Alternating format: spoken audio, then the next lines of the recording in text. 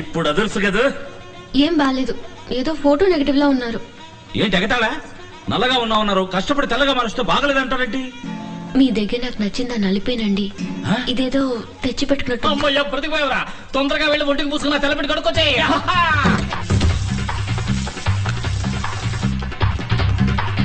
మరి ఎందుకండి నల్లగా ఉన్నారు? క్షమించండి, నేను చెప్పిన దాన్ని మీరు ఇంత సీరియస్ గా తీసుకుంటారని నేను అనుకోలేదు. నేను తిరస్కరించడానికి నిజమైన కారణం నలుపు కాదండి, జాతకం. చిత్త మృగశీర్ష ధనిష్టలకు వివాహంబు జరిగనేని సత్యము వరుణకు మరణ ప్రాప్తి, తప్పదు వధువుకు వైధవ్య ప్రాప్తి అని సుఖమహర్షి చెప్పారు. అబ్బాయి శివాజీది చిత్త, అమ్మాయి ఉమాదేవిది ధనిష్ట. దీన్ని రజ్జు దోషం అంటారు. 13 పొంతనల్లో ఏ పొంతన ఎలా ఉన్నప్పటికీ రజ్జు పొంతన చాలా ముఖ్యం. ఈ 2 జాతకాలకు పొంతన కుదరదు. వీరిద్దరి జాతకాల్లోనూ జన్మ లగ్నం నుంచి 2, 7, 9 స్థానాల్లో పాపగ్రహాలున్నాయి. భరించలేని ఆర్థిక ఇబ్బందులు ఎదురవుతాయి.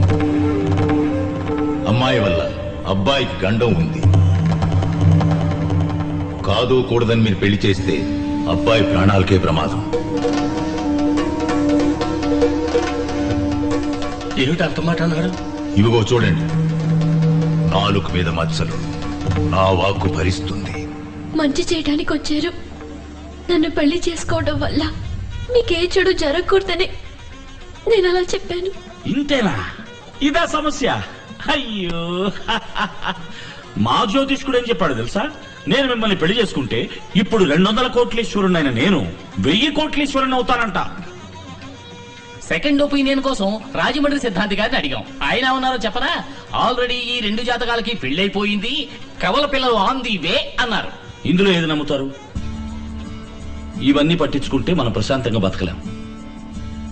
నాకు మీరు నచ్చారు, మీకు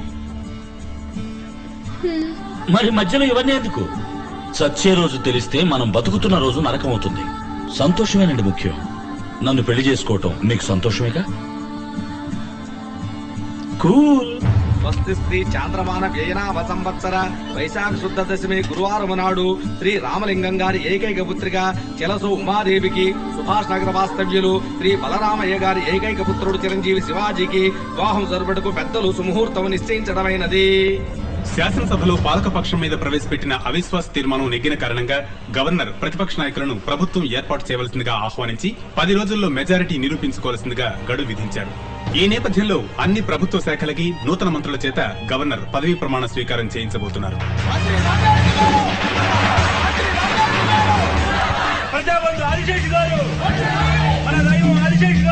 రండి రండి, నేనే తమ దగ్గరకు వచ్చేవాడిని బ్లెస్సింగ్ తీసుకోవడానికి. మీరు కొత్త మంత్రి, మీకు ఆ మర్యాద నేను ఇచ్చి తీరాలి.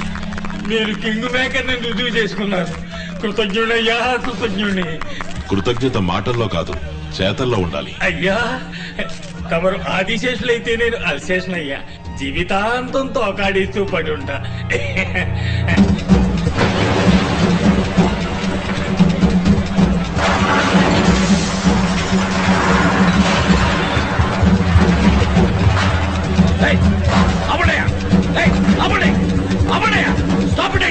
ఎందుకు పడగొడుతున్నారు? ఇక్కడ ఐటీ పార్క్ ఫ్యూచర్ డెవలప్మెంట్ అని గవర్నమెంట్ ప్రాజెక్ట్స్ వస్తున్నాయి. ఇక్కడ కట్టడాలు కట్టడం తప్పు.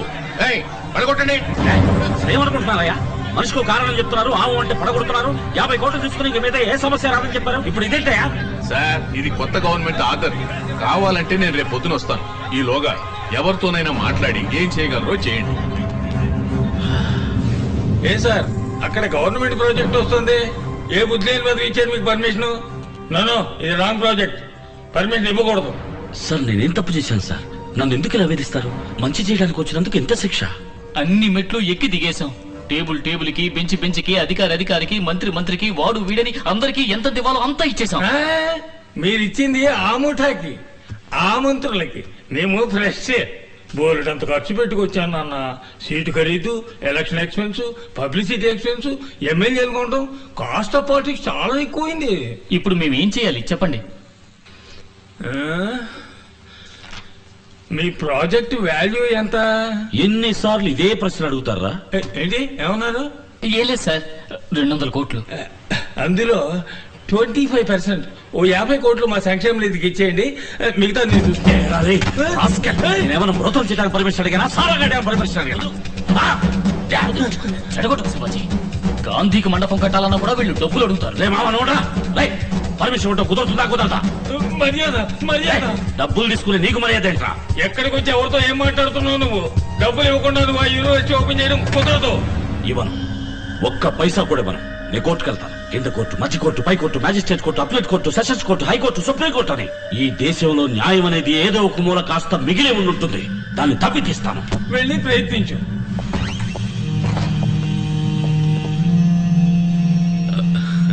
ఏం శివాజీ, ఎలా ఉన్నారు?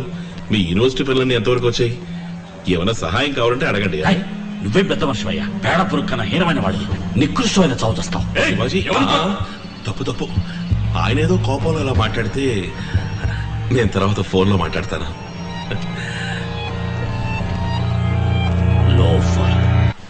క్యాస్ట్ ఐరన్ కేస్ గెలిచే తీరాలి. గవర్నమెంట్ మారితే వాళ్ళు పాస్ చేసిన జీవోని ఆర్బిటర్ గా వీళ్ళు క్యాన్సిల్ చేస్తారా? తప్పు. ఏ కోర్టులోనూ చెల్లదు. రేపు పొద్దున కోర్టుకు పోయి ఓ రిట్టి పడేసి ఆ స్టే ఆర్డర్ వికెట్ చేయిస్తా, లేదా స్టే ఆర్డర్ తీసుకుందాం.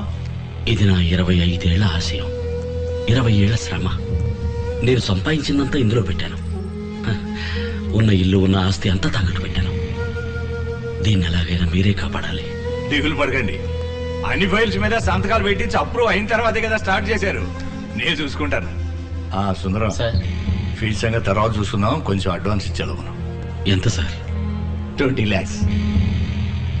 20 లక్షల? 200 కోట్ల ప్రాజెక్ట్ కాపాడబోతున్నానుగా. బ్యాంకులోనూ డబ్బు లేదు. ఓవర్ డ్రాఫ్ట్ లిమిట్ కూడా దాటేశాను.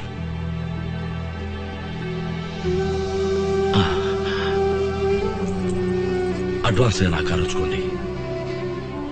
ఏంటండి ఇది? ఇరకాటంలో పెట్టారే. అయ్యయ్యో, మీరేం ఫీల్ అవ్వకండి. నేనేమైనా పుట్టేటప్పుడు కారులో పుట్టానా? చిన్న వయసులో చెప్పులు లేకుండా నడిచాను, బస్సుల్లో ప్రయాణించాను. మీరు ఈ కేసు గెలిపించండి, అది చాలు. తీసుకోండి. శివాజీ, నువ్వెంతో ఆశపడి కొనుక్కోను కాలేదు.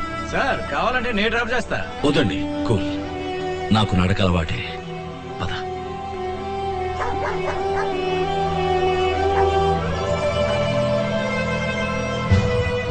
మీరు శివాజీ ఫౌండేషన్ స్టార్ట్ చేసే ముందు అన్ని ప్రభుత్వ శాఖలు అనుమతి నిరాకరించింది నిజమేనా? నిజమేనండి. 16 శాఖలకి చెందిన గవర్నమెంట్ ఆఫీసర్లకి 4 కోట్ల రూపాయలు లంచం ఇచ్చింది నిజమేనా? అబ్జెక్షన్. లంచం తీసుకోవడానికే అనుమతి నిరాకరించారు. మధ్యలో మాట్లాడకండి, మీ వాదన పూర్తయిపోయింది. 4 కోట్ల రూపాయలు లంచం ఇచ్చింది నిజమా కాదా? నిజమే, కానీ మినిస్టర్ ఆనందరావు అనుమతి నిరాకరించింది నిజమేనా? నిజమేనండి. వారికి 50 కోట్లు లంచం ఇచ్చింది నిజమేనా? ఇచ్చాను. That's all, Your దేశానికి Honor. మంచి జరుగుతుందన్న ఉద్దేశంతో. I was cornered, I was helpless. అప్పీల్దారుడు ఒప్పుకున్నట్టుగా శివాజీ ఫౌండేషన్ నిర్మాణానికి కావలసిన అనుమతి కోసం వేరు ప్రభుత్వ శాఖాధికారులకు లంచాలను ఇచ్చి అనేక ఇతరమైన కోరికలను తీర్చి అనుమతిని పొందినట్టుగా ప్రభుత్వం తరపున నిస్సందేహంగా నిరూపించబడింది.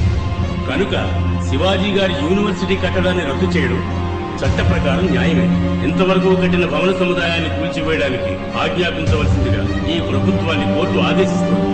అందుకు గాను ఏ విధమైన నష్టపరిహారాన్ని ఈ ప్రభుత్వం చెల్లించవలసిన లేదు.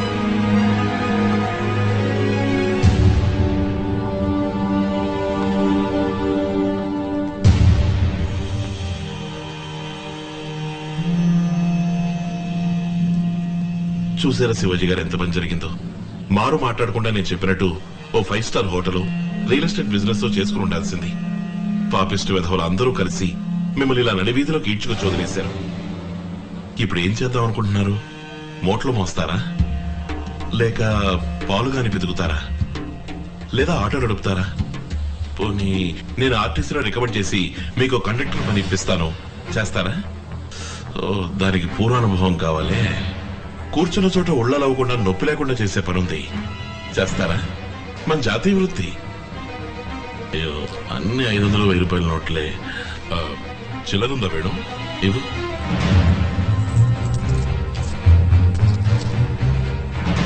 అమ్మా తల్లి జగన్మాత, వీరు చేయబోయే పని విజయవంతం కావాలమ్మా. నా హస్తవాసి చాలా మంచిది. మొదటి పోనీ నేనే చేస్తాను.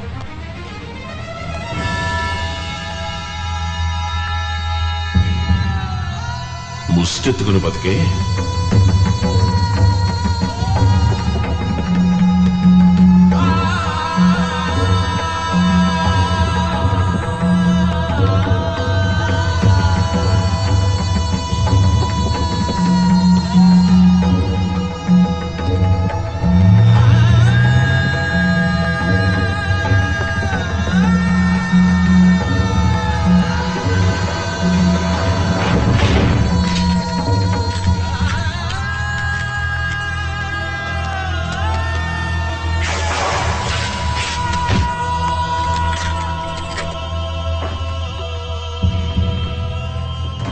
ఎక్స్క్యూజ్ మీ సార్, ఈ ఇల్లు, మిగతా ప్రాపర్టీస్, ఇక్కడున్న వస్తువులు అన్నిటికీ వెలకట్టినా కూడా మీరు తీసుకున్న అప్పుకు సరిపోదు సార్.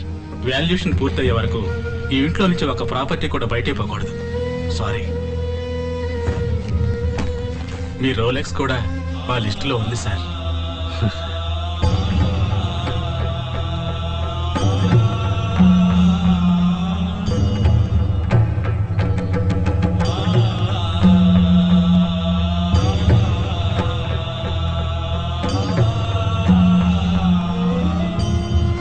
సారీ నాన్న, సారీ అమ్మా.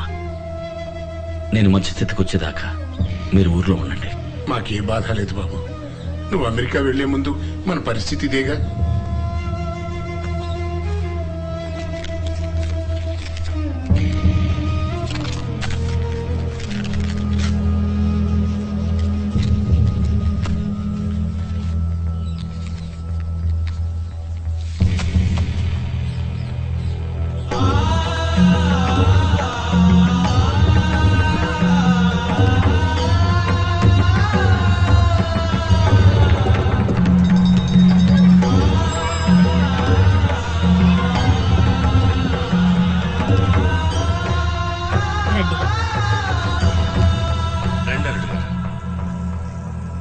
ఇప్పుడు నా పరిస్థితి కొంచెం బాగాలేదు. పెళ్లి కొంచెం వాయిదా వేసుకుందాం అది చెప్పెడదామని వచ్చాను. అలాగే బాబు, మీరు ఎప్పుడంటే అప్పుడే పెళ్లి జరిపిద్దాం. లేదు నాన్న, ఎప్పటికీ ఈ పెళ్లి జరగదు. ఏం నువ్వు అనేది ఉమాదేవి? నేను అప్పుడే చెప్పాను వద్దని. ఏదేదో చెప్పి మీరే నన్ను ఒప్పించారు. చూడండి నిశ్చితార్థానికి ఎంత పని అయిందో. రేపు పెళ్లి కూడా అయి జ్యోతిష్కుడు చెప్పారు మీకు ఏదైనా జరిగితే. నువ్వేదేదో ఊహించుకుంటున్నావు. ఏది ఊహ? పూర్తయ్యే స్థితిలో ఉన్న కట్టడం ఎందుకు పడగొట్టే స్థితికి వచ్చింది? కోటేశ్వరులో ఉన్న మీరు ఉన్నట్టుండి ఎందుకు నడి వీధికి రావాల్సి వచ్చింది? It's a coincidence damn it. లేదండి, ఈ జన్మలో మనిద్దరికి పెళ్లి జరగదు. వెళ్ళిపోండి, ఇంకెప్పుడు నా కోసం రాకండి.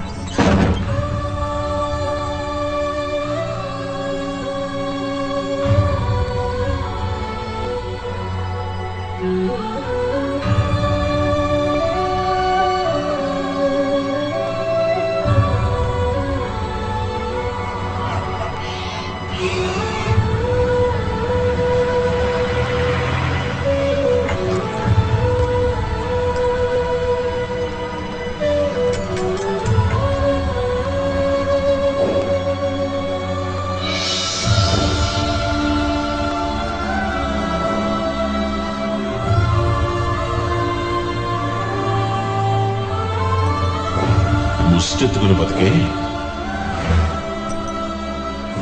ఇంకెప్పుడు నా కోసం రాకండి. ఎంత 5 స్టార్ హోటల్లో తిన్నా గానీ తోపుడు బండిలో టిఫిన్ టేస్టే వేరు. తిను.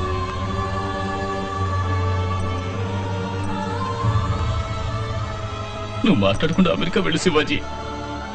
లేదు, ఇదే నా ఊరు. ఈ ఊరు వదిలి ఎక్కడికి వెళ్ళమంటావు? అనుకున్న మంచి చేయకుండా వదిలిపెట్టను. ఎలా శివాజీ? ఈ ఒక్క రూపాయి చెప్తుంది. బొమ్మ పడితే సింహపు దారి, బొరుసు పడితే పూల దారి. నా దారి దైవమేమో యాదృచ్ఛికమో ఇది నిర్ణయిస్తుంది.